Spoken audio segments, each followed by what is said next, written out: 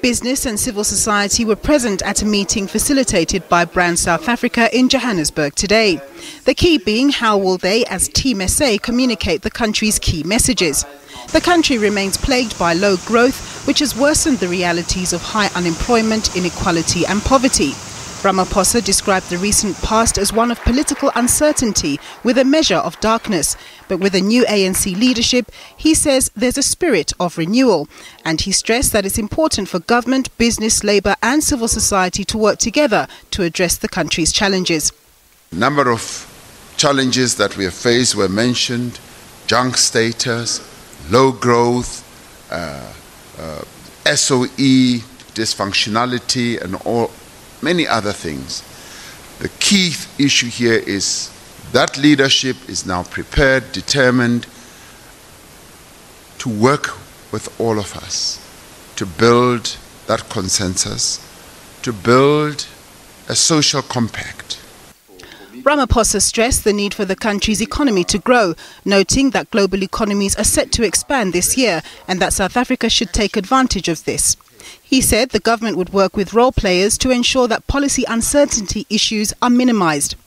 Where there's been policy uncertainty, we want to work together with the private sector, with labour, with community-based organizations as government to infuse that certainty.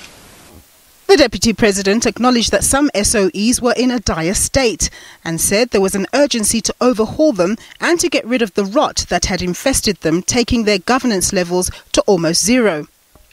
I would like to see us reform, transform the workings of those SOEs and appoint credible boards on key SOEs that are a challenge to us, and it should be done right now. And we are in the process of looking at that together with our Ministry of Public Enterprises and Treasury, and indeed together with our cabinet colleagues.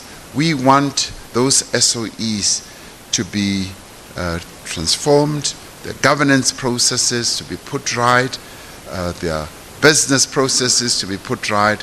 So we are infused with a great more determination to put things right.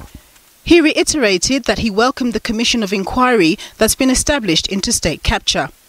In tandem, we want to see action being taken against those who have done wrong things. And we've already started seeing the beginning processes of precisely that. The National Prosecuting Agency is beginning to move, and we welcome that. We welcome the actions that they're beginning to take, and we want them to act with urgency to increase the tempo of the actions that need to be taken. The freezing of assets is an important component of this, but we want to see much more.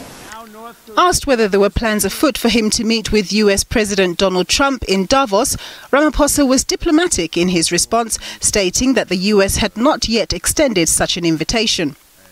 I think if it does come, we will deal with it as we will deal with many other requests for meetings. We will look at time, availability, and the venue and things like that. Ultimately, Ramaphosa said his delegation would embrace talking to those partners who are serious about the possibility of doing business with and investing in South Africa. He said the main themes he was keen to carry to Davos were that South Africa was in a process of renewal, there's an emphasis on working together in unity, and that there will be zero tolerance to corruption. Nompumelelo Siziba, SABC News, Johannesburg.